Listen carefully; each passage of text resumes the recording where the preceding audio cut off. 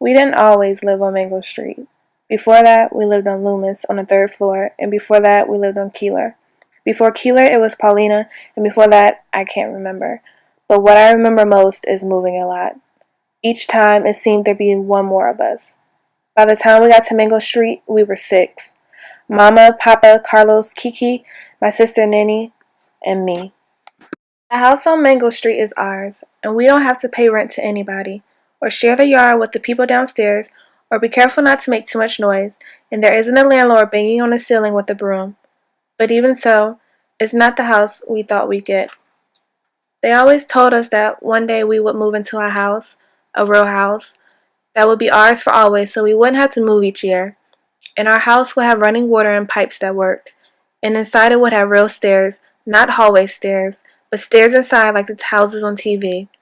And we have a basement and at least 3 washrooms so when we took a bath, we wouldn't have to tell everybody. Our house will be white with trees around it.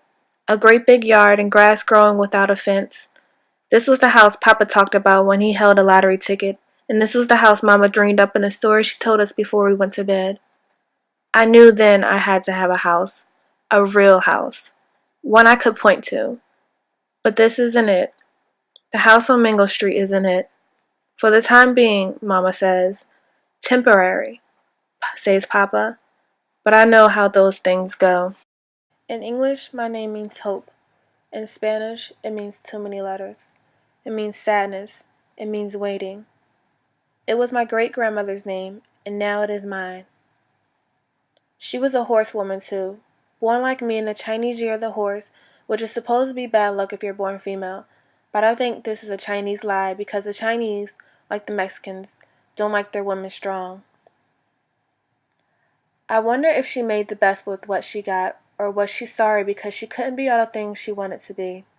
Esperanza. I have inherited her name, but I don't want to inherit her place by the window. Kathy, who is queen of cats, has cats, and cats, and cats. She says, I am the great-great-grandcousin of the Queen of France. She lives upstairs, over there, next door to Joe the baby grabber. Keep away from him, she says. He is full of danger. Benny and Blanca own the corner store. They're okay, except don't lean on the candy counter. 2 girls, raggedy as rats, live across the street. You don't want to know them. Edna is the lady who owns the building next to you. She used to own a building big as a well, but her brother sold it. Their mother said, No, no, don't ever sell it. I won't. And then she closed her eyes and he sold it. Alicia's stuck up ever since she went to college. She used to like me, but now she doesn't. You want a friend? She says. Okay, I'll be your friend. But only until next Tuesday. That's when we move away. Got to. Then as if she forgot I just moved in, she says the neighborhood is getting bad. They'll just have to move a little further north from Mango Street. A little farther away. Every time people like us keep moving in. Those who don't know any better come into our neighborhood scared. They think we're dangerous.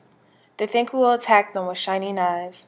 They are stupid people who are lost and got here by mistake. All brown, all around, we are safe. But watch us drive into a neighborhood of another color, and our knees go shakety-shake, and our car windows get rolled up tight, and our eyes look straight. Yeah, that is how it goes and goes. Ruthie.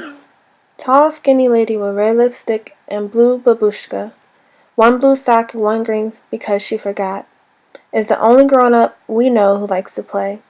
She takes her dog Bobo for a walk and laughs all by herself. That Ruthie. She doesn't need anybody to laugh with. She just laughs. She is Edna's daughter, the lady who owns the big building next door, 3 apartments front and back. Every week, Edna is screaming at somebody, and every week, somebody has to move away. Rosa Vargas's kids are too many and too much. It's not her fault, you know, except she is their mother and only one against so many. They are bad, those Vargases. And how can they help it with only one mother who is tired all the time from buttoning and bottling and babying, and who cries every day for the man who left without even leaving $1 for bologna, or a note explaining how come. I like to tell stories. I tell them inside my head, I tell them after the mailman says, "Here's your mail." "Here's your mail," he said. I like to tell stories. I'm going to tell you a story about a girl who didn't want to belong. We didn't always live on Mango Street. Before that, we lived on Loomis on the third floor, and before that, we lived on Keeler. Before Keeler was Paulina. But what I remember most is Mango Street. Sad red house. The house I belong, but I do not belong to. One day I will pack my bags of books and paper. One day I will say goodbye to Mingo. I am too strong for her to keep me here forever. One day I will go away. They will not know I have gone away to come back, for the ones I left behind, for the ones who cannot out.